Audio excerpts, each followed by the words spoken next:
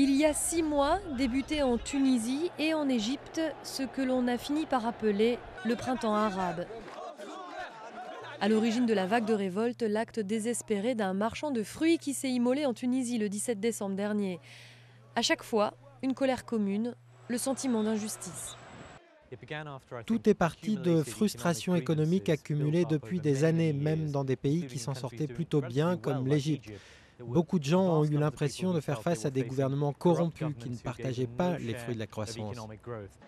La Tunisie se prépare pour des élections annoncées en octobre, mais du côté de l'Égypte, malgré 3 semaines de manifestations ininterrompues qui ont bouté Hosni Moubarak hors du palais présidentiel, la transition vers un gouvernement plus représentatif ne semble pas encore à l'ordre du jour.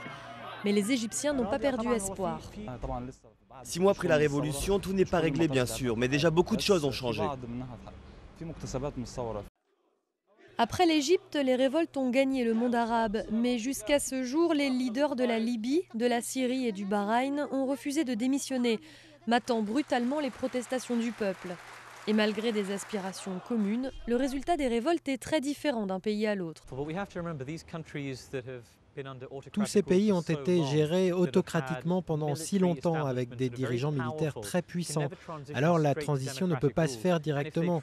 S'ils essaient de le faire trop rapidement, vous aurez la même situation qu'en Turquie ou au Pakistan dans les années 80, quand les militaires tiraient les cordes en coulisses pendant que des gouvernements fantoches tombaient les uns après les autres.